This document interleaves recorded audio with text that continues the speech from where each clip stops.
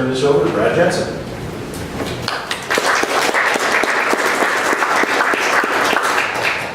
Well, good morning, everybody. I appreciate that kind introduction by Councilman Boyer. I'm Brad Jensen. I am the Director of Public Policy for the San Gabriel Valley Economic Partnership. As Gary has just told you, we're kind of a big deal, right? And I do all the political activities for the partnership. So I'm primarily focused on state legislation, but I do quite a bit of federal regulatory policy and also some stuff here at the county.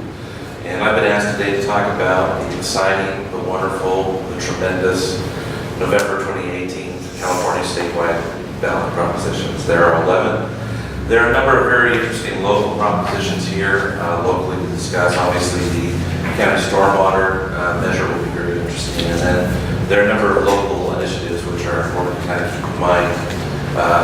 Mona's has a sales tax on their ballot, Pasadena, Glendora, a few other places as well. Mount Sackboard is floating them on as well. So kind of keep those on your radars if you can. But let me just dive into it. You have before you a sheet which has actually been prepared by my public policy intern. She did a terrific job. And what it does is it goes through the 11 measures which will be on the November ballot. And what I'd like to do is I'd like to just start at the top and we'll run through them all. But I'm going to, I think, reserve Prop 6 and Prop 10, which are the most controversial and in many ways the most interesting measures.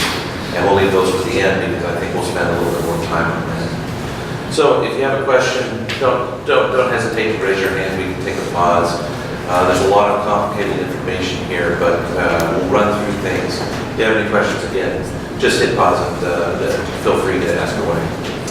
All right, here, let's dive in here. Proposition 1. This is the California Housing Loans, Grants, and Programs and Veterans Loans Bond. It's a delicious title that was written by bureaucrats, but it really goes to a very interesting issue here in the state. The number one economic problem in California today is the cost of housing. Housing is really the critical issue here in California.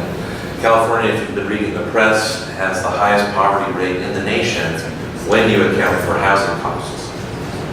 And so that's very, very significant. California, for basically 40 years, has failed to build adequate housing to keep up with population over basically 2 generations of Californians. And so what that's done is increase rents and the cost of housing dramatically, especially in the Bay Area and in the coastal areas of California. Other areas are starting to get more and more expensive as well. So this bond was actually passed by the state legislature and put on the ballot in 2017. And it was authored by San Jose State Senator Gabriel, who has worked tirelessly on transportation and housing issues. He's the chair of the Senate committee on those 2 issues. And what it does is it places a $4 billion general obligation bond for housing programs, for loans and grants and projects. And then it has an addition, so $3 billion is for general affordable housing for the most part. And then there's a $1 billion addition for veteran housing. And so what's interesting about this is that for many years, California has not had kind of dedicated funding for affordable housing. And so the last time we had like a housing bond in the state was in 2004, which has since expired. And so what this bond will do is that if it's put on the ballot and it's passed by voters, the state will issue these bonds, will collect this revenue, but it also allows the state to receive matching funding for housing from the federal government. So it would be matching funds of maybe $3 billion to $4 billion. And so thereby, it can double the amount of funding available for affordable housing to be used throughout the state. And with a component for veteran housing, which is also very significant as well. And so this one will be on the November ballot. It's supported by a number of different interesting groups, including the California Housing Consortium, the State Building and Construction Trades, Silicon Valley Leadership Group, which is a business group out of Silicon Valley, of course, California Homelessness and Housing Coalition Fund. It's opposed by the Howard Jarvis Taxpayers Association and Republican members of the state legislature. So it's a very interesting bill. The partnership's position is to support this, to vote yes on Prop 1. And part of that is just ongoing concerns about affordable housing. With the dissolution of redevelopment, if you're familiar with the redevelopment program that Governor did in 2012, a lot of local funding aspects for affordable housing just simply disappeared. So essentially, the state has not really been building a lot of affordable housing in the past 6 years, which is a long time, the better part of a decade. So the hope is that by making these funding available, by getting additional dollars from the federal government, that will spur investment and growth in affordable housing in the state of California. And thereby, if you're able to provide more affordable housing, you can free up housing for higher income levels along the chain. At least that's the idea. Now, is there a negative to this? I know people who say any kind of bond, they vote no. They simply don't trust that the money will be spent well. And of course, with bonds, you're going into debt and you'll have additional interest payments. So it actually will cost the state more, far more in some cases, than the initial estimate. So it's a very interesting issue here that goes to kind of the crux of, you know, how can people really pursue the California dream, right? You know, I'm a big Beach Boys fan. I listen to Beach Boys all the time. My favorite album is Pet Sounds. And I'm just like, damn, California in the 60s, that was amazing. And that's a long time ago. And I'd love to live in Long Beach and have my rent be $200. And I'd love to go surfing and, you know, go in and out. And it was still, with rent control, it'd still be $200. Yes, right. You're jumping ahead of me. Anyway, but it's very, very interesting. The housing issue is really the crux of a lot of our public policy problems here in California. And so the issue is, how do we build more? How do we build not just for people with low incomes, but people of all incomes who can find an affordable and decent housing? I don't know if any of you watch HGTV, which is just like, you know, housing. Well, I won't say what it is, but it's a tremendous channel. And there's a show on there, I think it's set in, I think it's now, they're not making new episodes, but it's a couple, they live in Baylor, Texas, essentially, Waco, Texas. And they go around and they fix up homes. They found this one home, it was built like in 1910. It was 4 bedrooms, 3.5 baths. Now it's a fixer-upper. It's been on the market for 2 years, it's dilapidated. The listing price was $140,000. They bought it for $50,000. And then they use the remaining funds in their budget to fix it up and make it into their dream home, which I think is just obscene. As a Californian, I threw the remote at the TV, so. Yes, sir. So, I'd be interested in knowing your perspective on what you think the root cause of our housing dilemma is. On one hand, I've heard it argued that it's regulatory issues that have really slowed it down. So just throwing money at the problem without dealing with the regulatory issues might not be a good solution. So kind of want to get your opinion. Well, you know, we're gonna get more into detail about this when we talk about rent control and Proposition 10. But it is a really fascinating issue, and I think I really know a lot of realtors, very good friends here with Bill Rue, and my father was a realtor, and so it's really, really interesting when you talk to the real estate people and talk about housing, because your home is really so very important, because it determines, one is that's where a lot of Americans have most of their wealth, especially Californians. For many older Californians, that's their retirement. They can sell that property, move out of state, and basically reap a windfall because their property is worth so much. But housing is very, very tricky because it goes to quality of life, it goes to where your kids go to school, it's the type of community you live in, what kind of community it is, and so on. And really, there's a host of issues that have happened in California, but the basic one is it's been, you know, basically since the 70s, is the anti-growth policy. The other concern in California is the geography. California has a very mountainous coast.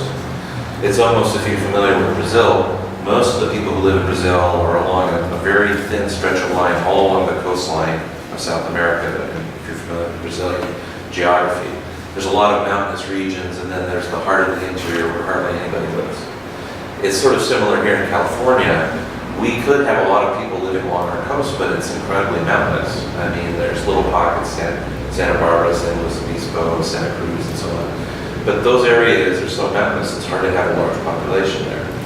And essentially the state hit the brakes in the 70s and said, well, you know, we're just going to kind of slow our growth. And we're going to limit that. But what that does is that if you own a home right now, because our market is so distorted, because we just are not building nearly as much as we need to, that everyone's home value is artificially inflated something like 30%. Your house should not be worth as much as it is, but because our market is so wacky, it is worth that much. So what that does is create a very big interest group of people who are like, wait a minute, I don't want that being built by my home. I don't want this type of, let's say, multifamily housing or high-density housing. I don't think so. That's going to affect the value of my home, right? And so there's a vested group of people who are very, very concerned about, building more and building with higher density, building buildings that are extremely high. Other cities are very, very different. If you go to Albuquerque, Denver's built a lot over the past, let's say, 10 or 20 years. Salt Lake City is going through a huge boom right now after the 2002 Winter Olympics because they put in a lot of light rail lines. And it's pretty extraordinary. And so the question is, moving forward, what are our communities going to look like in California? And then you add the aspect of their environmental movement, and then people would just are like, I don't want more people living here, traffic's bad enough, right? Now the fees and the regulatory issues are very, very significant, especially with our school districts who are keeping fee upon new residential building. And that's especially true in the Inland Empire where you have room to build. So before you even break ground, for instance, in Los Angeles, if you want to break ground in a house in that city, or let's say a multifamily apartment, each unit has $150,000 of fees before you even break ground. Before you buy the ground, $150,000 per unit. So if you can look at downtown LA, there's huge condominiums going up near the Staples Center, kind of on Figueroa area. Well, those are going to be, who's going to live there? Extremely wealthy people, or people who are, young, single, have a lot of disposable income. Is that going to free up a lot of housing in other areas as well? It remains to be seen. Those might sit vacant for a long time. So there are distortions in our market. Bob, you've been very patient. Yes? Thank you. I appreciate the information on all of these bonds today and the positive effects, but I wish we could get something that says, okay, we pass the bond, how am I going to pay it back? Is it going to be on my property tax? Where is it going to be? Where am I going to see the cost? And then the second part of it is, I automatically assume, and I hope I'm wrong, that if it's an $8 billion bond, it's really a $16 billion bond. Right. And I'm assuming spread over 30 or 40 years. Those are the pieces of information, along with what good it's going to do, will help me decide whether I really am willing to invest that money. Right. And I think that's a fair assessment. I think the problem is that it's challenging to communicate complicated issues to an uninformed public.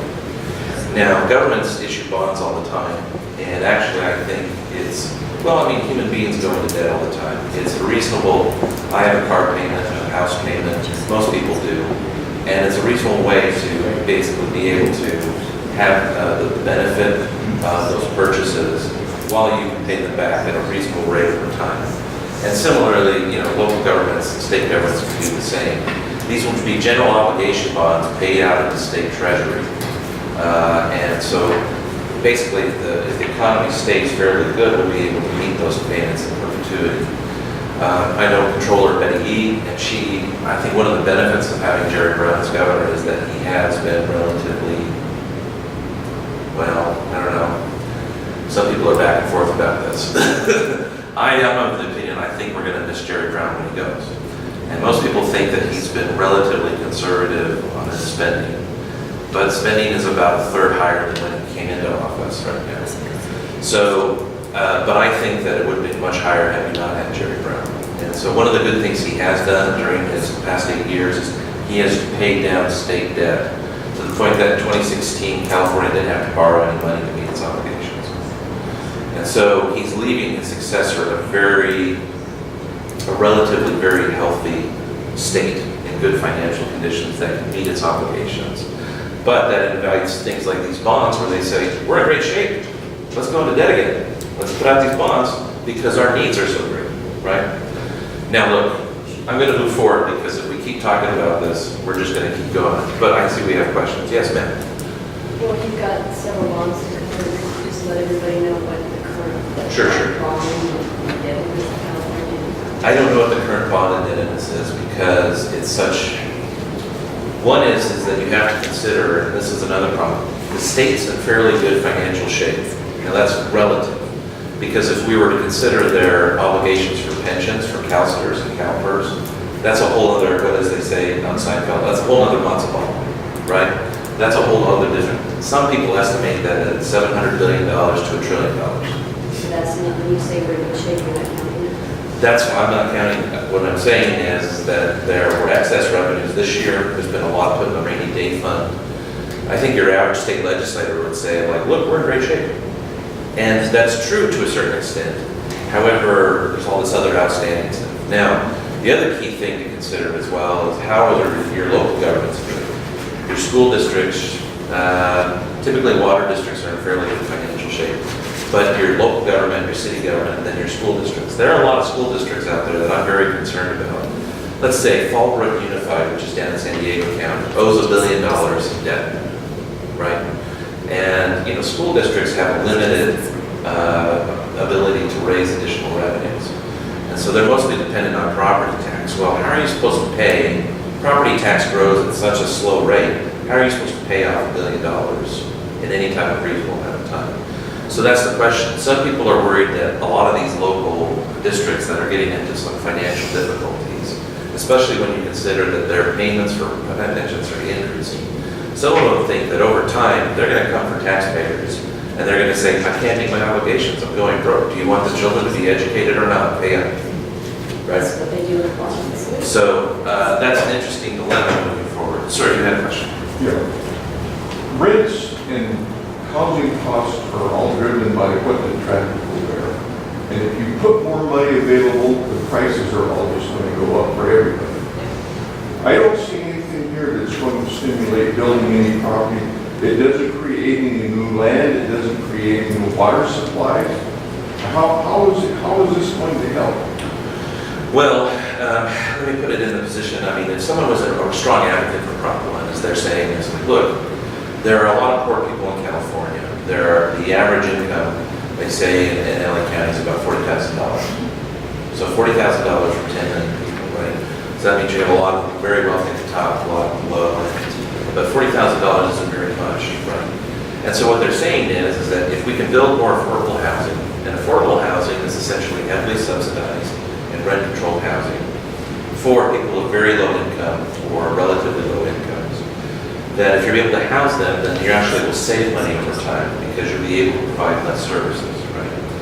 And they also say that the need is so great. I mean, that's why we have such a very critical homelessness problem. They estimate there's about 50,000 homeless people in LA County alone, let alone considering Orange County, San Diego County, Bay Area, and so on. So the advocates say, like, look, we're so far behind on affordable housing for helping the people who are very, very poor, that unless we do this, our homelessness issues are just going to increase. And once people are on the street, boy, it's a whole other ballgame about how to help them, because when you're on the street, you know, that can exacerbate mental conditions and also drug addiction, alcohol use. It raises a lot of safety and public health issues. It's a whole other different ballgame, right? So they say house people who are very low income to keep them off the streets, right? And that will help us avoid the more serious issue of homelessness. But it raises a very good question. I'm very skeptical about, well, what is this really going to do? I mean, is this going to really make a dent in where our housing is going to go? Some people are skeptical, but others people say, like, anything is better than nothing, right? Now look, we've covered a lot on this. We'll talk a little bit more about this on Prop 10, but let me keep going here. But these are excellent questions. Now, let's take a look at Prop 2, very similar thing. Prop 2 frees up $2 billion in bonds to pay for housing construction. That includes mental services for chronically homeless individuals, right? The bonds will be funded by money from Prop 63, a measure approved in 2004 that places a 1% tax on millionaires to finance mental health services. You can see it's supported by a number of different entities, the California State Association of Counties. Counties provide mostly welfare services that are basically the front line on homelessness services. Senator Kevin De Leon, who's running against Dianne Feinstein. The Mental Health America of California, the Police Chiefs Association, National Advisory Mental Health Council, the National Institute of Mental Health. Are those cops for you, Bill? I'm talking about, anyway.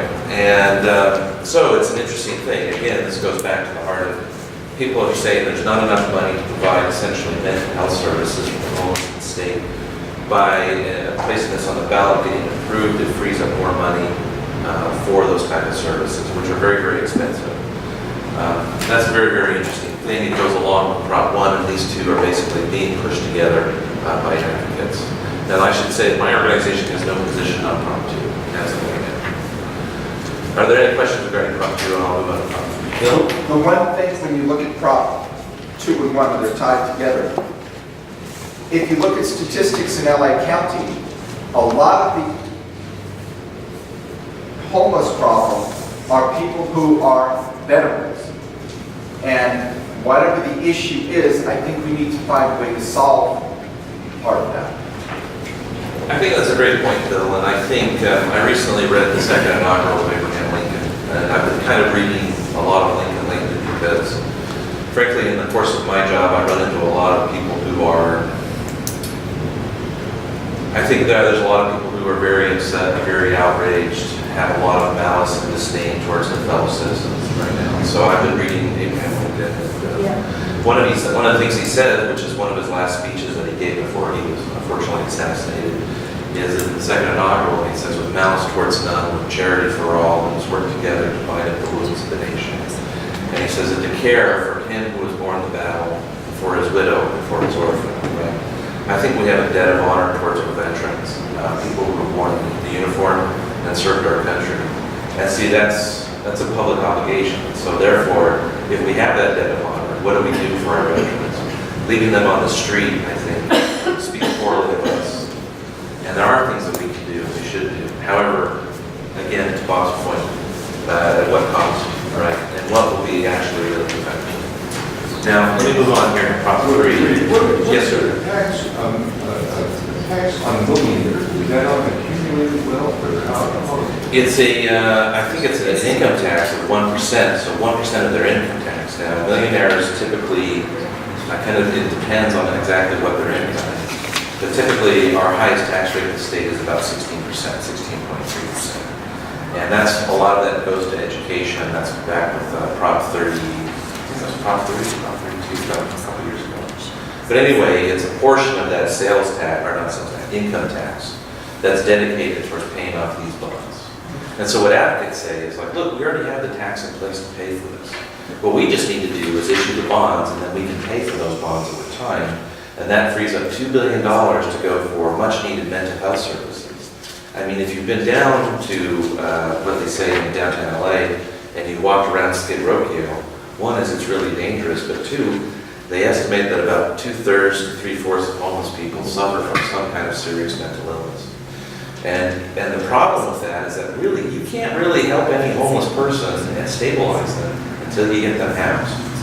Because, you can't just treat an alcoholic that's living on the street because the street life is so anxious and back and forth. It's a really difficult problem. And so that's where a lot of people are wrestling with this.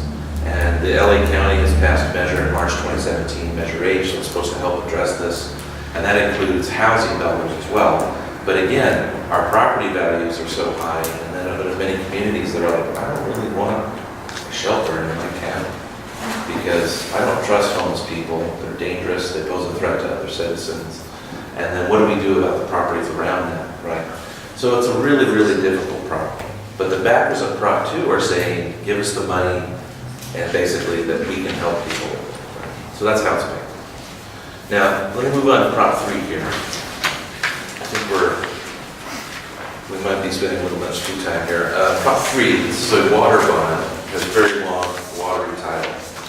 I would defer to my colleague here, Bob Kuhn. Bob Kuhn has been in the water industry so long, the man invented one.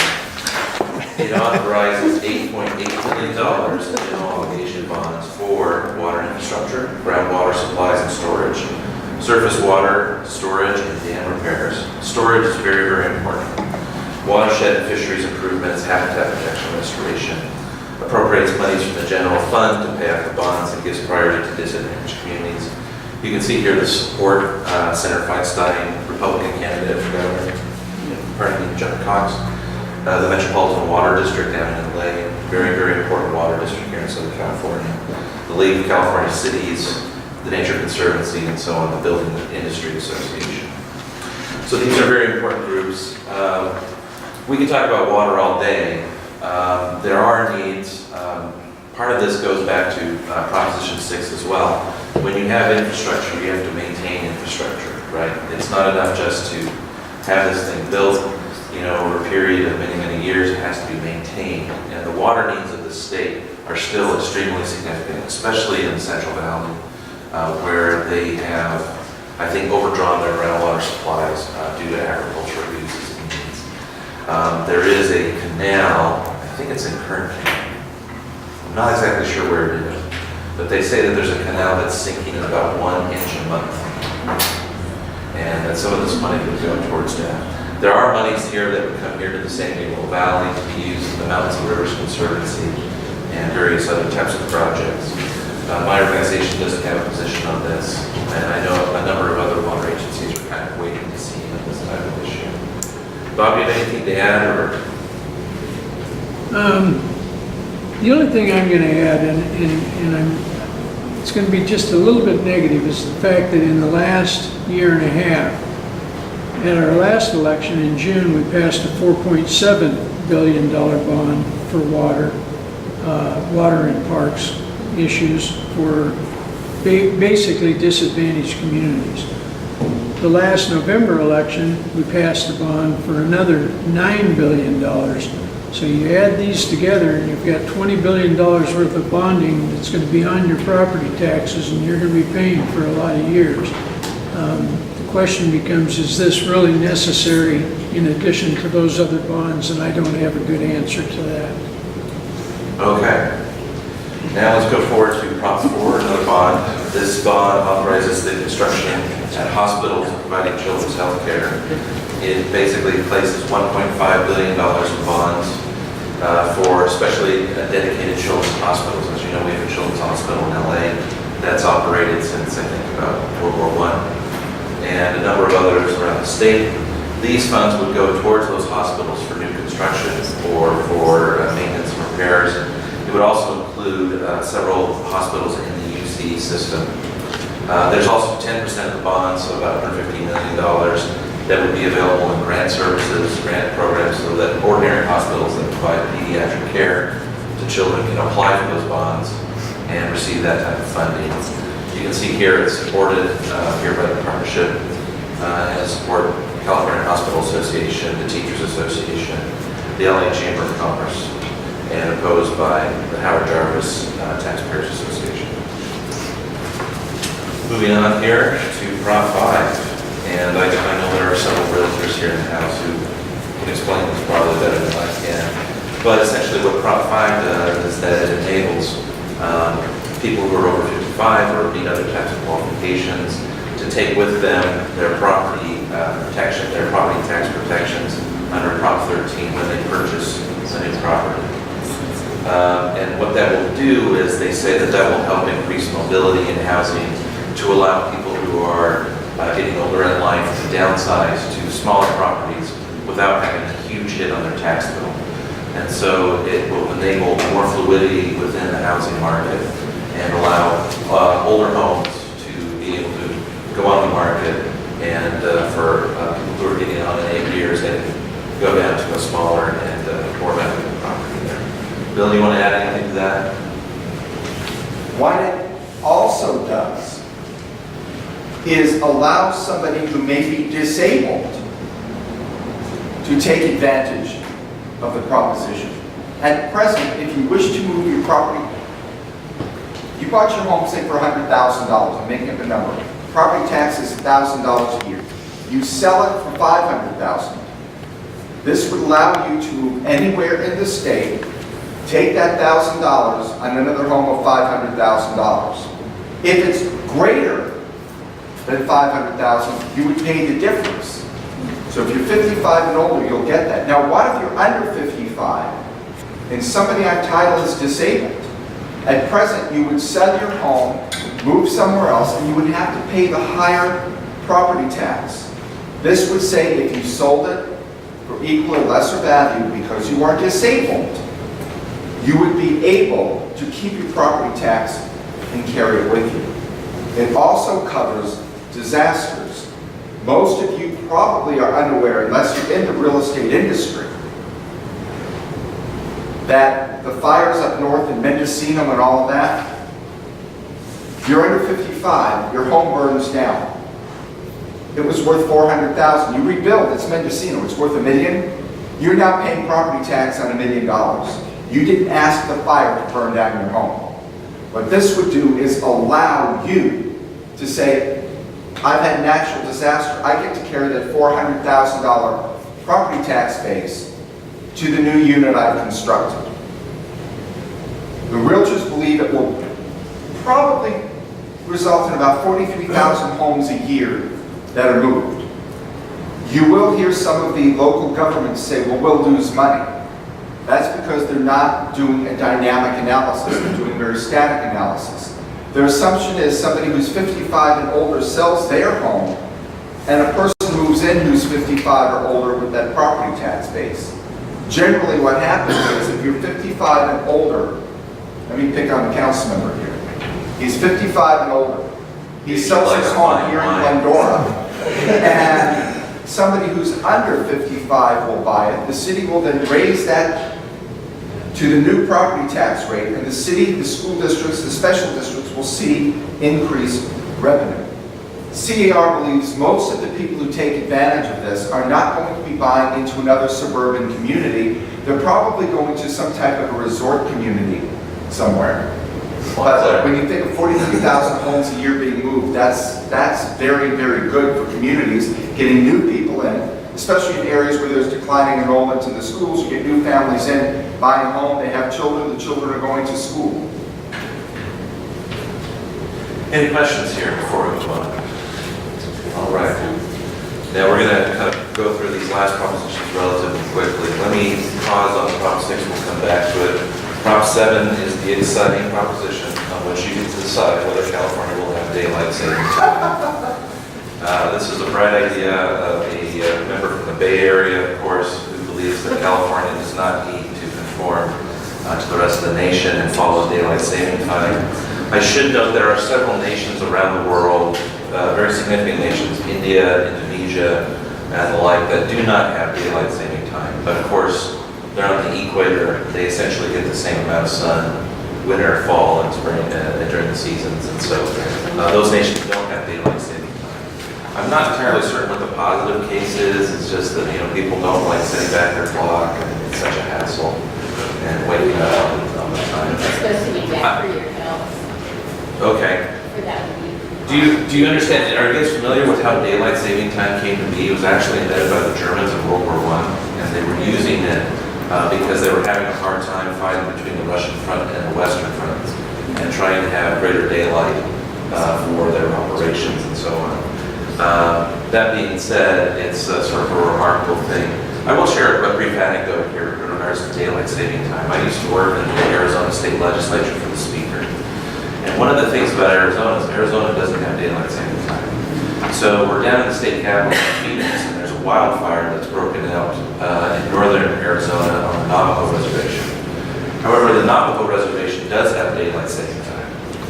And within the Navajo Reservation is a Hopi Reservation, which does not have daylight saving time. So we have this wildfire, and we're in the Speaker's office, and the governor is there, and we're trying to figure out, we're on the phone, we're doing a lot of video conferencing, and we're going back between, some of the wildfire, the people in the departments who are fighting it, and we have the airplanes, and we have the firefighters. And no one can figure out what time it is, because they're just like, is that 1 o'clock? Is that 1 o'clock your time?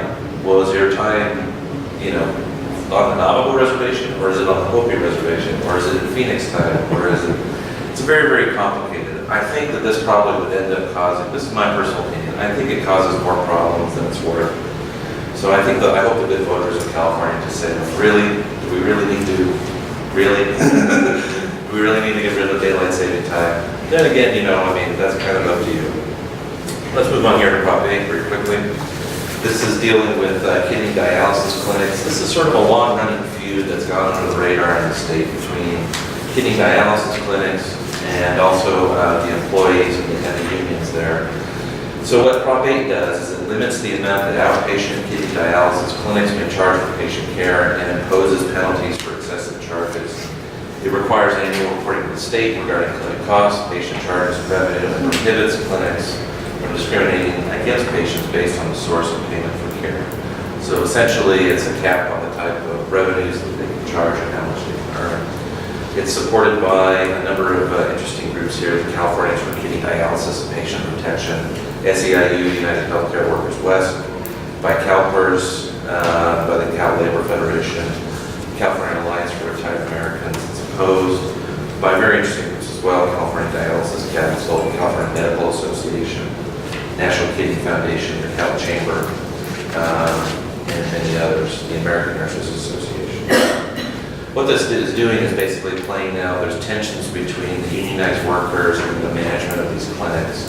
And the unions have put this on the ballot as a way of leveraging management. To say, like, look, you're not going to pay your workers more, you're not going to encourage and play with the unions, we're going to go after your profits. And so they're putting this on the ballot. They're starting to run ads that you can probably see on the internet right now. Yes and no. My organization has no position on this as of now, but I would kind of defer to the Cal Chamber on that position. All right, let's move here quickly. Now I should mention Prop 9. You won't see Prop 9 here. Prop 9 was the ballot measure to divide California into 3 states. Like Northern California, coastal California, and then like San Diego and the Central Valley, which makes no sense whatsoever. But anyway, it was pulled went to the judges, and they basically pulled it from the ballot. It made me back. There seems to be sort of like this weird fetish that comes back year and year about dividing California. Someone made the joke that California is already divided into 3 states: places where you can afford housing, places where housing is expensive, and where housing is absolutely astronomical. Right? So, quite interesting.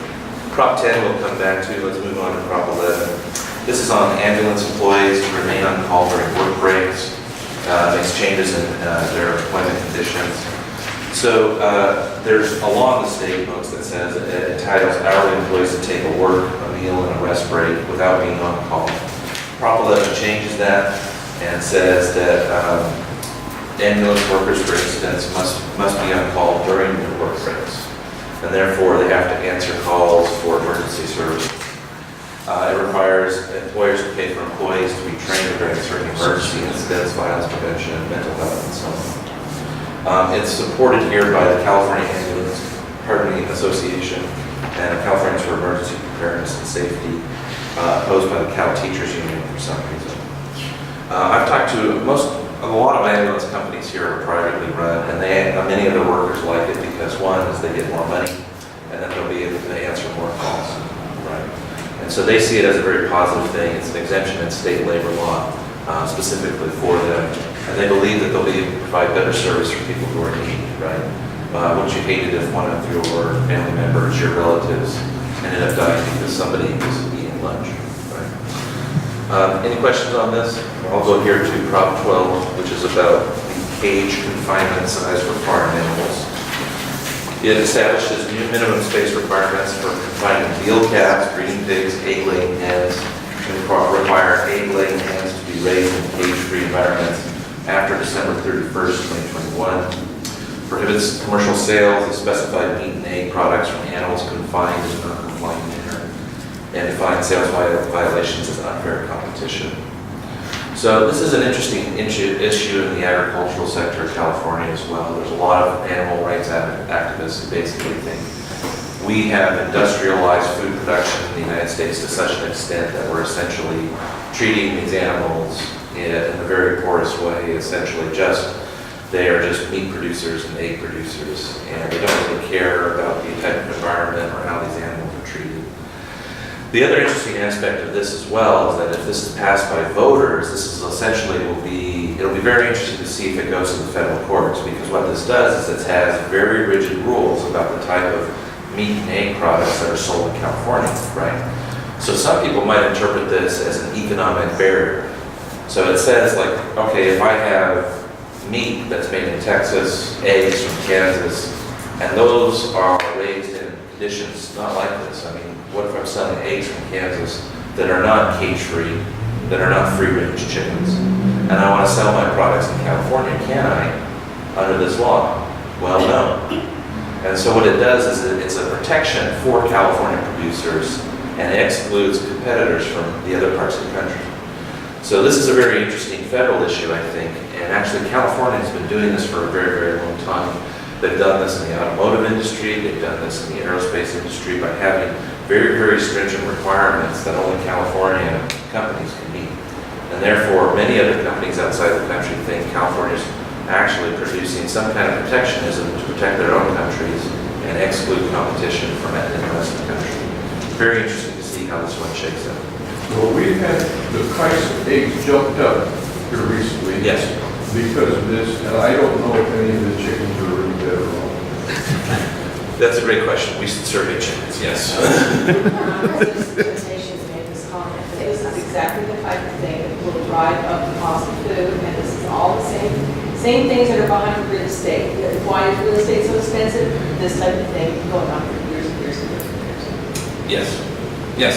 Didn't we have something similar a couple years ago? There was something similar. There was this big move on about the cost of eggs. There was something similar about 3 years ago, and it wasn't able to move forward. This is a much more stringent and far-reaching measure. But it passed. It did pass. It did pass, but it didn't really have the effect that these advocates wanted, right? So it increased the size of the cages, especially on egg laying, but this is much broader because it extends to pigs and also cows. But the price of eggs jumped up. Yes, they did. That's right. Let's move on here to Proposition 6 and Proposition 10. Let's take Proposition 10 first, which is the rent control measure, which is, I think, a little more straightforward. So current state law governs rent control and rent control policies. It's a 1994 law called Costa-Hawkins. And what Costa-Hawkins does is it sets limits on local governments about how they apply rent control. So for instance, Costa-Hawkins has about 3 or 4 main provisions. And what it says is that you can only have rent control on units that are built before 1978. You can't have rent control on units that are built after 1994. These can only be applied to apartments and not to single-family residences or other types of housing units. And then it has very stringent requirements about how you go about enacting rent control as a city. So many housing advocates in the state have come along and just said, well, housing advocates is sort of a weird term. Let's say tenant advocates. They come along and they basically say Costa-Hawkins is preventing rent control from being applied the way it ought to be applied. There are about 15 cities in the state that have rent control, and they're the usual suspects: Santa Monica, West Hollywood, Los Angeles, San Francisco, San Jose, and so on. There were efforts this year to enact rent control in Pomona, Pasadena, and Long Beach, but each of those failed to gather enough signatures to make it on the ballot. And so what Proposition 10 does is it repeals Costa-Hawkins. And what it says is it resets the state rent control policy to say, look, you can have rent control on any kind of housing unit you want, on any type of unit built at any time, and that it's up to, it makes it much more easier for local governments to enact rent control and to expand the use of rent control on different types of housing units. Now, when you take a look at this, think about this. So what it does is it resets the state, and it says jurisdiction by jurisdiction can make this decision at a much easier rate. It basically is up to tenant groups who want to enact rent control to go into each type of jurisdiction, if it's a county or if it's a city, and say, we want this, and we're going to put it on the ballot, and we're going to take it to the voters. Now, from, let's say, what's the exact term, Bill? Was it housing provider? We don't use landlord anymore, housing provider. Right. From a housing provider standpoint, they're saying we now have to fight a battle on 300, over rent control in 300 different places. It's going to be very, very difficult for them to say, well, how do we make a reasonable case about our properties, right?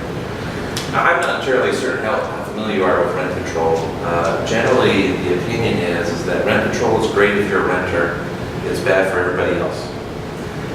If you're a renter in a unit already. In a unit already, yes, that's right. If you're looking for a rent control unit, good luck to you. Consider an example. You are in a community. You're a college student. You're renting. Your rent is $800 a month. You finish school, you go into your career. Maybe you're a doctor, a lawyer, an architect, whatever. Now you're making really good money. But you still remain in that rent-controlled unit. Why? Because you're paying $800 a month. It happens in Santa Monica. There are people who are making really good money, who are staying in the unit that they had 30 years ago when they were in college. Because nothing else is being built, the new college student over here has nowhere to live in that community. And then that college student says, rents are too high where I can find it. We need more rent control. Nobody ever leaves a rent control unit. What you'll find is among most people who advocate rent control, this is the California Association of Realtors opinion. I need to be clear, and we have our board president, my president-elect here, so please correct me if I'm wrong. The California Association of Realtors has statistics that show most of the people who advocate for rent control do not want any more housing built. It constrains the supply. If you have no more housing built, how do you accommodate the people who may be coming for jobs in those communities? If you look at some of the areas around us, I will use Pomona as an example. The Fuller Theological Seminary has announced the movement from Pasadena to Pomona. That is a good thing for this end of the valley.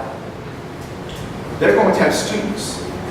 If no more units are built, and if this passes and they rent control everything, where do those students live? This would also extend to, depending on what the jurisdiction does, if you rent a room to somebody. So let's say I'm somebody who rents a room to a college student. Not uncommon in this area. We have many quality institutions here. Essentially, depending on how the city writes it, that student can have a lifetime tenancy for that room. So the $400 a month they're paying for rent, to rent that room, they would have it forever because they could rent control that space. The proponents will tell you housing is a right. If you don't have housing or shelter, you're arrested.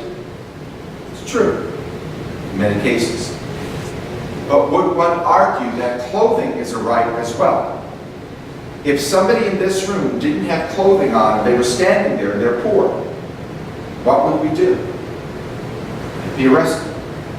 So when you go to Kohl's, Macy's, or Marshall's, name a store. Does the state of California, or the city of Glendora, or the city of Baldwin Park, pick a city, put a price control on what they can sell this shirt for? They can only sell it for $10.99. Or this jacket, or her pair of shoes. We don't. If you don't like the price of this shirt, I can go somewhere else. One could argue food is a human right. If you don't have food, you will die on the street, right? When you go to Stater Brothers, does the state of California tell Stater Brothers what they can sell a can of clean peaches for? They don't. The solution to rent control is we need to build more. And what we build, we're going to have to look at regulation to make it more affordable. Because right now, the building requirements are such that it's very difficult to get affordable anything. But we have to build more. Isn't that the solution? If there's a popular car, and Ford is producing a car, and it's very popular and everybody wants it, the price is high until they can keep producing more, right? Same thing with housing. Yes, Linda, a question. Rent control has also lots of abuses. I've sold several units in the Los Angeles area. Because the rent is so low, it's kept the value of those properties low. And another thing I've seen where long-term people living in there at a cheap rent will suddenly move on from all the money they've saved, go and buy a house, and then sublet that, they're still hanging on to that and sublet it. I've also seen where they've moved out and rented that one unit to 5 or 6 people. And it's difficult for a landlord to police that.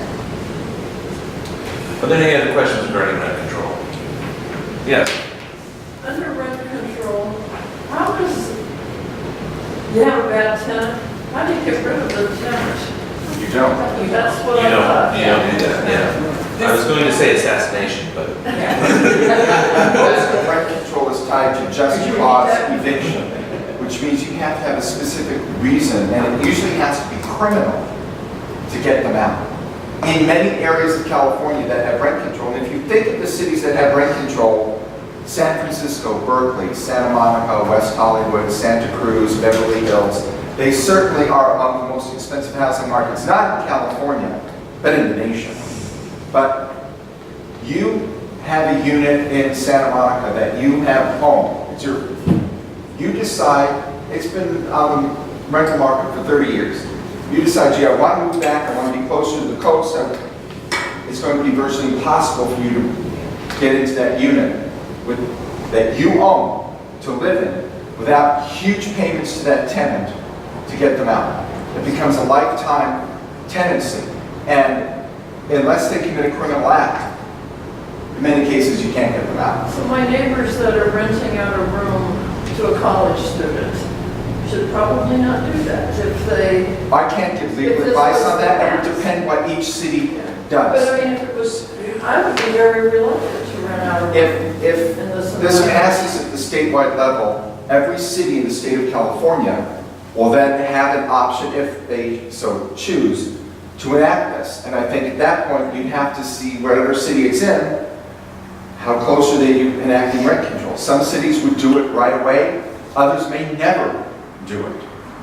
And may I add something else? One other thing, I'm sure Gary can attest this too, is that it's up to the cities to regulate whatever stuff they pass. So that could also lead into an additional expense for the city to make some type of rent control task force Right. or regulation thing.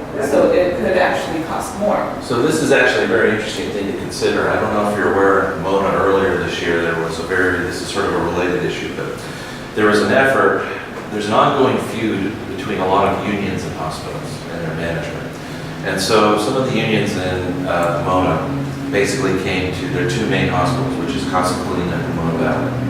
Now look, these are two hospitals that serve the needs of a very large population. I couldn't think of more institutions that are actually actively engaged in helping people promote than these two. But their union said, we want to, basically they were going to put a measure on the ballot that said, you're going to increase our wages from say $15 an hour, $15 an hour, which is not minimum wage, $15 an hour to $18 an hour immediately.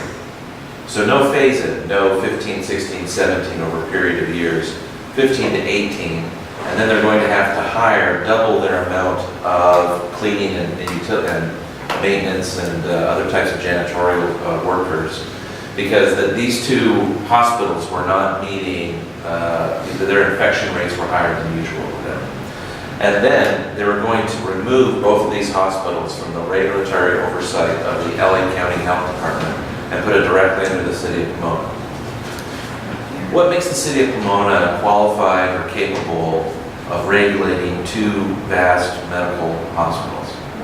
So the city went through and did an analysis and said it would cost them $300,000 to $400,000 a year just to hire consultants to do this, right? Rather than have the county do it. And so that's part of the other thing to consider in regards to rent control. Once you have rent control, then you have to have a rent control regime, and that has to be done by your cities. And your cities are already facing a lot of big expenses. You know, next month we're going to hear from Judy Nelson. She's going to talk about stormwater. If you look at the budgets or if you read the papers about West Covina, not far from here, they're really struggling a lot with their pension costs. And so these are major concerns moving forward about how can your local governments handle these additional costs. Yes? I am from West Covina. One of the issues that's turning into being a hotbed in West Covina ties into this. We have some residents in South Hills that want accessory dwelling units, and their marketing one next door is build them and rent them out. So, yeah. Okay. Nice try, guys. And I'm on the pushback side. So with rent control, people that start building them, then would end up, if West Covina, which I think would go rent control with reading political news in that city right now, possibly, then we would have a real issue, everything you're saying Yes. about a bureaucracy, everything, yeah. It's a real very problematic thing. And I live in the city of Claremont, and there are many, for years and years, they have 8 colleges there. And for years and years, people have rented out rooms, or they have accessory dwelling units that they've rented to college students for year on year, world without end. Now, if you have a new regulatory regime which would come in, there aren't a ton of apartment buildings in that city. So could the city go through and trying to basically have a rent control regime on accessory dwelling units is very invasive. It's very difficult to do, it's very time consuming, the cost to the city would be significant. And the NAACP is opposed to this issue. They're opposed to rent control. Alice Huffman, their president, has said, it's been in the newspapers, she's concerned what it does in the minority community, where many people are building their wealth by owning rentals. They own a triplex. They live in one, rent out the other 2. It's a way to build wealth. It's a way to enter the American dream. It's a way to provide for your retirement. And their concern is what this will do. And the fact that in many communities that are very desirable, where you have upwardly mobile minorities, now where do they go? Can they find an apartment to rent? Because there's a good job over here. But because rent control is in that community, no apartments are available. And the only thing available for them might be 60 miles away, and they have to endure a 1 hour each way, each day commute. There's a very strong tie-in to that. Yes, sir, and then we'll move on. In addition to these issues that have been brought up, from an economic and moral standpoint, rent control is theft from the property owner. I think if we don't recognize that, we miss the major point here. And that's what a lot of government regulation is about. So I just want to make that point really clear. I think that's great. However, advocates would say otherwise. They would say like, well, we're taking from the rich anyway, right? Which isn't really that. Yeah. But anyway, now we're going to move on to a more controversial issue, Proposition 6. So as you know, last year the California State Legislature passed a very significant tax increase for transportation purposes. Now this is very interesting. I'm going to give kind of a background, bear with me here. I want to give some background, and I want to make a positive case for these taxes, and then I'll go into some negative reasons about this issue. So over the past, one of the interesting things that we're dealing with in the United States, and if you can recall when President Trump was elected, one of the things he talked about was transportation, and that transportation would be a big priority for him. And we have to think about where are we in regards to transportation. Now, governments have been building roads since the pharaohs. It's been a key part of any type of government, any type of regime. It's very, very important for their economy. There was a new analysis actually that was fascinating in Europe and in Africa that analyzed roads that were built by the Romans and tied them into economic, basically development in Europe and in North Africa, saying that those roads indicated where people prosper, and when you're not near a road, you don't prosper. Rather fascinating. So for the past, I think since we built the federal highway system in the 1950s, the federal government has provided a very significant chunk of funding to local states, or I should say local states, to state governments. And those states have also provided some funding to their local governments for the maintenance of road infrastructure, and then also ongoing road operations, maintenance, and repairs. Now we understand this principle. When you own a car, what you want to do is you want to maintain it on a regular basis.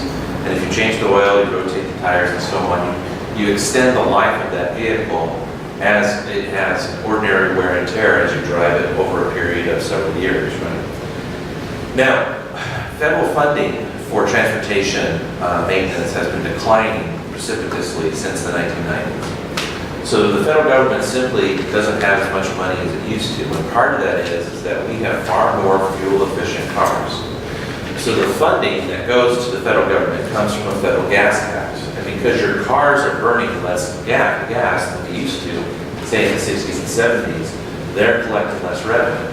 So people are driving just as much as they used to, and yet the federal government is collecting less money because cars are more fuel efficient. So they estimate that right now, that the highway fund for the federal government will basically go insolvent in 2021.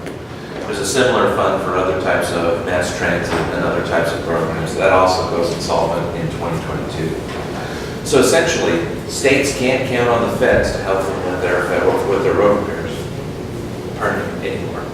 So what they're doing is they're starting to tax themselves. Now, over this past 6 years, 31 states in the union have passed some kind of transportation tax measure. Sometimes it's a sales tax, sometimes it's a bond, sometimes it's done by a state ballot measure, sometimes it's done by the state legislature. But for perspective, since 2012, 31 states have done this. And these are states like Texas, Florida, Michigan, Utah, Idaho, Washington. They cover the broad spectrum. It's not just a Democratic state or a purple state, but also Republican states are doing this because they can't count on the feds. And road use and road maintenance is becoming much, much more significant for us. Now, we know about this in Southern California because we're right here by the ports of Los Angeles and Long Beach. Today, with our containers that are coming in, if you all are familiar with containers that have been in the ports, 40% of the containers that come into the United States come in through those two ports because we're so close to Asia and Pacific Rim. We're trading far more, we're moving so many more goods by truck and by train than we used to, say, 30 years ago. And that results in greater wear and tear on our roads. So right now, we're not far from the 210 freeway. Today, in both directions, there will be 18,000 trucks that go on that road. Both directions in one day. They estimate in 2040 that right here, not far from us, that there will be 40,000 trucks, both directions, in one single day. And that's just the 210. Imagine if you go down to the 10 or the 60 freeway or the 91. These are all freeways that are moving east and carrying heavy truck traffic. And as you know, trucks are heavier, they tear up the roads more than your ordinary car does.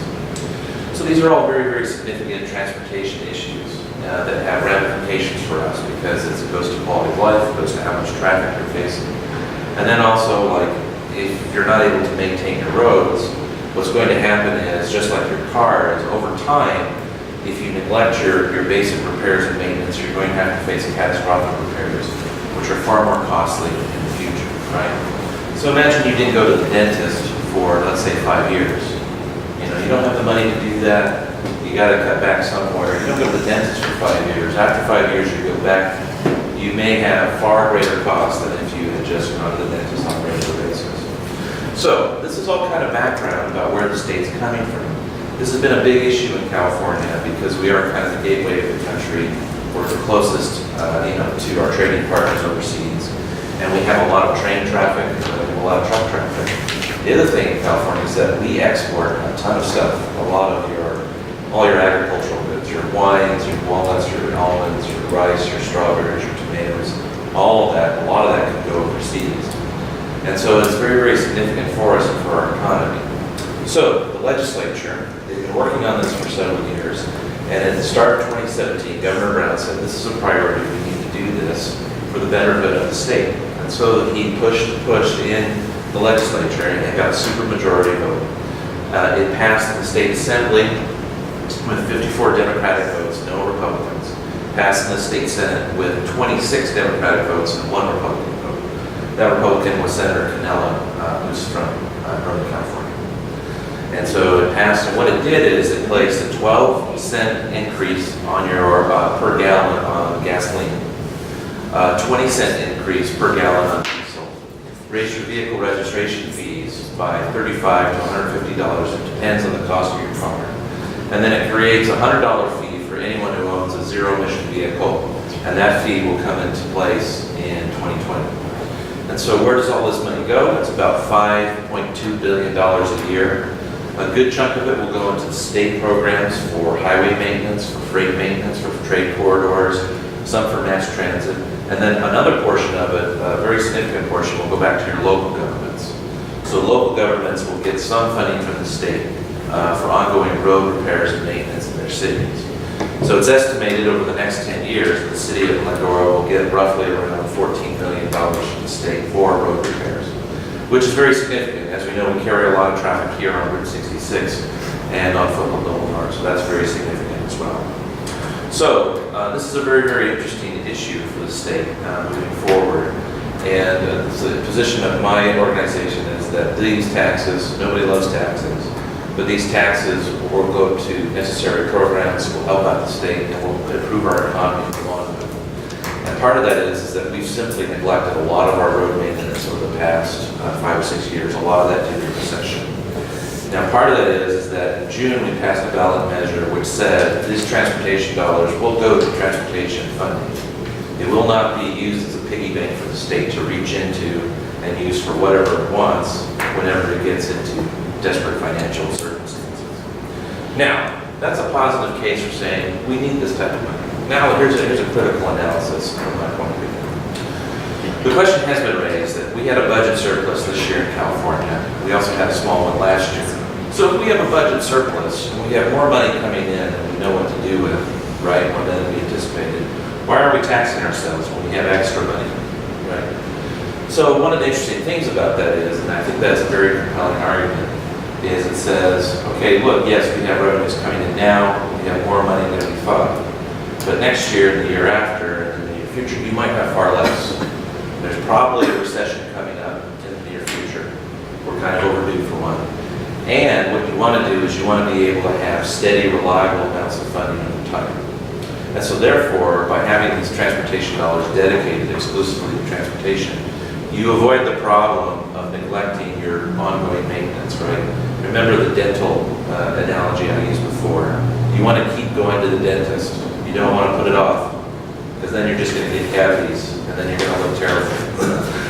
And so that's one of the terrible things about it. The other thing about it is that do we really trust that this money is going to go towards things that we really need it to? Now that's a fair question. So let me share a quick example about Caltrans. Caltrans is a huge bureaucracy run out of Sacramento. It divides the state into certain districts. And typically, it's estimated that California, the price of our transportation repairs is far higher than other states.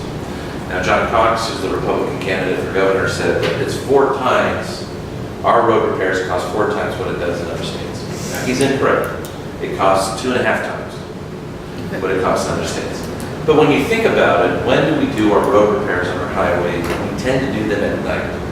And if you're asking people to go out and work in dangerous conditions at nighttime, in the dead of night to repair these roads, your costs are simply going to be higher.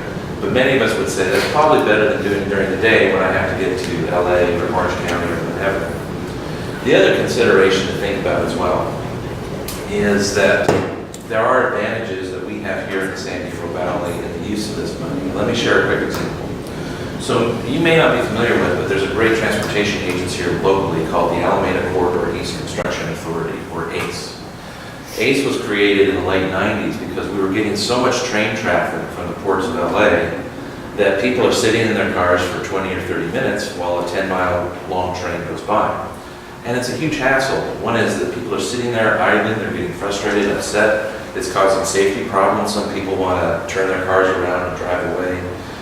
It's causing environmental problems because your cars are just sitting there idling with all this smoke or this carbon monoxide and so on. So ACE was created to say, let's lower the roads and we'll let the trains drive on top and we can let traffic go under, if you've ever seen. We have one here, not far away on, is it Baseline or is it Route 66? So ACE has been around for about 20 years. They bring their projects in on time and on budget, and they work locally with our regional government. So the great city of Diamond Bar has $10 million in the bank. Now Diamond Bar is right next to the 5760, which is also known as like St. Journal. It's the most worst place in freeway traffic ever. It's the 5th worst bottleneck in the country. And they have, basically they average about an accident a day where someone gets injured or hurt because they have 14 lanes of traffic. It's one of the worst snares in the country. And so what the Diamond Bar has been working for as a city government for years and years is they put a lot of money into engineering and planning to realign the freeways. It's a phased project. They're finishing phase 2 and they're going to go to phase 3 when they're going to really realign these 2 freeways. So they have $10 million in the bank, and they want, part of their plan is that they're going to redesign some off-ramps on the 60 freeway. And they want to put a new off-ramps, which are 4 at Lemon Avenue, which is down in the weeds between City of Industry, sort of a no man's land, Golden Heights, and so on. Anyway, they have $10 million. They go to the state. They say, look, it costs the ballpark about $20 million to build a new off-ramp on a freeway. We have 10. Will you meet us halfway, right? Put in your own money, and then design and manage the project, do the construction. So the state says yes, but they come back to Diamond Bar and they say, look, our construction estimates are going to be, so the cost of construction is $22.5 million, and our administrative costs will be anywhere between $3 and $5 million. So pause there. Construction costs, it should cost about $20 million. They say 22.5 is what it's going to cost, and then $3 to $5 million just to oversee the project. So that's outrageous. Diamond Bar goes to Alameda Corridor East and asks for another estimate. Alameda Corridor East says it'll cost us $18.1 million to build this, and our administrative cost will be $800,000. So ACE is building the Lemon Avenue off-ramps, right? The point is this. Sometimes you have the money, but you have to give it to the people who can do the quality job. We have one of those entities here in the San Diego Valley. ACE is going to be doing several highway projects under this type of regime. They can bring projects in on time and on budget and help and improve our traffic system. And so, anyway, look, I'll pause right there. Let's take questions on process. Yes, ma'am. I heard what you said that in June, the voters passed that transportation funds can only be used for transportation. But the gas tax was initiated prior to that. So my question is, the gas tax that came into effect before that, are there loopholes in that where they could use the monies for other things besides transportation? So what's interesting about it is when they were passing the gas tax, is that ballot proposition was actually the idea of a Republican legislator, Bob Huff, and was actually championed by a few Democrats who said, you know what, this is the right idea. If we're going to raise taxes and it's going to go to transportation, it should go to transportation, right? So they actually passed that measure, which put it on the June ballot, which was sort of the earliest major statewide election they could do that. So the idea is that they do have a loophole in there which says in extreme financial circumstances. But what they also say is they amended the Constitution that has very clear provisions about saying these dollars have to go for their programming and can't be used as a bank. And there are other funds that the state can draw on before getting to these, right? So there's a rainy day fund that now has about $20 million in it, right? And that's where, so there's a pecking order on how the money can actually be used. So if you have to go reach in and find other money, go to these ones and then get the transportation. Because what you do is you don't want to really bind the state, like the state's in a really dire, desperate situation, right? You want to have some flexibility, but you also want to have some rigidity and say, this is going to go for what it's actually used for. Yes, sir? The federal government has a highway trust fund. Right. In California, they've gone in and borrowed money from the highway funds and they never pay it back.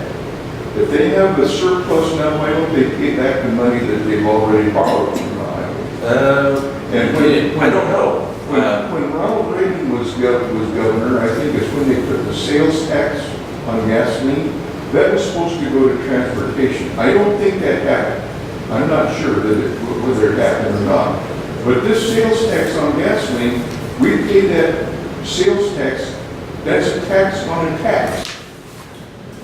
I don't know the answer to that question because I'm not sure about Governor Reagan and what he did then, and I'm not entirely certain about borrowing money from the Highway Trust Fund. I know that the Highway Trust Fund is near bankruptcy, and so, but typically California, money from it before and it's never been repaid. I would defer to your judgment on that. Sir. Was there another question back there? No? Any other questions? Yes, sir. So it seems that the basic issue is trust. Will the California government use these funds as they state they will use them, or will past behavior really dictate what they will do in the future? Because if it's not going to be used for the purposes that it's stated, then we should vote no. But you've made a to me, a compelling argument to take. The number of electric vehicles have gone up, we need to they need to contribute their fair share, et cetera, and you've got to maintain the roads. But that hasn't been what's happened in the past. That's right. And the hope is, and actually it's quite interesting because I've met with Senator Beal. Senator Beal is really the author of this. I have a lot of respect for him because he's worked on transportation issues for years and years. He really wanted to start passing this tax in 2013. And this is a hard lift for a lot of Democratic legislators as it is Republican legislators. The thing about it is that they do want to turn over a new page because transportation is so critical to us, especially now, and it's aggravated by our housing crisis because more people are going to live in places that are more affordable. So they're moving greater distances, and they don't want them to do it all by car. They wanted to do it by, we're going to be very fortunate to have the Gold Line come here and so on. But that's a huge problem in the state, too, and it has to be addressed by transportation. One of the interesting things is that there are a lot of dollars that are going to be available here in LA County because we passed Measure M in 2016, and those are going to go for transportation projects as well. And hopefully it can make our lives better moving forward, but they do want to turn over a new page and say, look, a new day in transportation. What's interesting, too, I have friends with the United States Chamber of Commerce. If you've ever been to Washington, D.C., the U.S. Chamber of Commerce is a beautiful building. It's literally across the street from the White House. And they're a relatively, I would say, they're business people. They're very relatively conservative. They don't like taxes. They're calling for a 25-cent tax increase in the federal gas tax, 5 cents for the next 5 years to go for federal transportation projects. Because one of the interesting things now, we're shipping and trading so much people overseas that the ports of LA and Long Beach aren't just the central one. They're starting to trade a lot more with the East Coast. And one of the interesting things that's happened in the global economy is that instead of Japan, Korea, and China doing a lot of manufacturing, it's shifted to South Asia, to Vietnam, the Philippines, Thailand, Indonesia. And so when you move down on the equator, you're essentially equidistant to California and the East Coast if you go through the Suez Canal. So therefore, East Coast ports are starting to get a lot more traffic. And by getting more traffic, they're running into the same problems we had 20 years ago with trains and people sitting in their cars at these crossings and safety issues. And so they're starting to learn a lot more from what California did to kind of defray their costs. So it's a very interesting time in transportation. And then if you add, the tariffs which are going to in effect on Monday with China, it's a very interesting time to be in public policy. So if you want to nerd out, this is now the time. Well, my friends, yes, Bob. Just one final comment. Number one, I appreciate your time today and you educating us on these issues. But really, bottom line comes down for me for two things. One is my trust in government. And obviously, I've been involved as an elected official for a lot of years, so I have an issue. It is trust in a higher government, I guess, is what I should say. With that thought in mind, I've gotten to a point in life where the people in this room, believe it or not, at one time I had dark hair. No. But I am now only voting my pocketbook. I can only afford to put so much money out of my income for anything. And what you've given us is 11 issues that we should be talking about. But I no longer can afford to vote for some of these, as much as I believe in what they are and the good they're going to do. I guess I can't worry about my kids. It's up to them to do what they're going to do. I'm voting my pocketbook and what I think I can afford. Sure. The gas tax issue for me is not the 12 cents at the gallon. What I'm pissed off about is the $150 that they're putting on my registration fee for all of my cars. And I shouldn't say all. I should probably say for a car. But in my case, it's all of my cars. I'm paying a very minimum. You said $35 to $150. I've got 4 registrations, all of them $150 more. I can't afford that anymore. So I happen to be voting yes, even though I'm on your board opposing this. It's a mixed room is what I'm saying. I think reasonable people can disagree about these type of things, and I understand it completely. I'm tempted to vote no personally myself. Yes? I just wanted to point out that you have mentioned on several occasions things like this transportation corridor thing, and how they competitively do it better than the Caltrans people or whatever. You mentioned something about market forces when you were talking about, you said your market forces are all screwed up when you were talking about the housing issues. And I just want to point out that I think that most of our problems in the state could be addressed long-term, opening up more free market solutions. Example, I'll bet you anything that if you were to actually open up to bidding on a bullet train for trains from the harbor to the Arizona border and have a distribution center out there, you could get that done a boatload cheaper. And there's other solutions than this narrow-minded, let's do big bureaucratic solutions. And I'm fed up with this, well, let's just keep throwing money at it. And you're not even old enough to remember the money that he threw at it, and he threw at it, and he, and so we just keep throwing more money at this because somehow we find that this is the only way to a solution. You raised a good comment, and I'll tell you a quick story. For many years, there was a supervisor here in LA County by the name of Lori Molina. And last March, I had a meeting with a woman who worked for her back in 2001. And this particular staffer, I won't say her name, but I think she's a very well-intentioned person. And she said homelessness is a major issue here in the county. We need to do something to address it. So she convinced her boss, and her boss convinced the other supervisors to put a measure on the ballot that raised $100 million for homelessness. And I don't know the name of the ballot measure, I don't know. But this is a story that she relayed to me. So anyway, it passes before the voters because voters are compassionate people and so on. Well, the county has no plan of what to do with this money.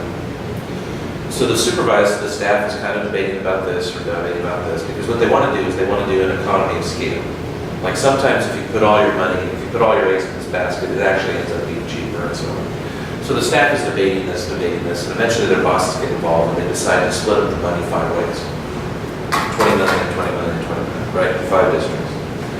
$20 million doesn't really go that far, so essentially it was just a handout to whatever types of nonprofits that they thought this money could go to. So there's no, part of it is us as voters, we need to demand more of our government. There needs to be transparency. Where's this money going to go?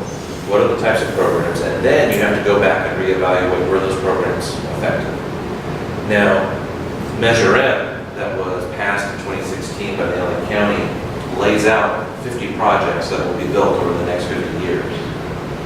And part of that is that before Measure M was Measure R, which failed in 2012. And so it forced these agencies to go back and rethink, why did this fail? Why did the voters not believe in us? And as Bob mentioned, trust. Trust is a huge issue. I think we're right to be distrustful of our government, and we should be more demanding. But what that requires is a more informed citizenry. Right?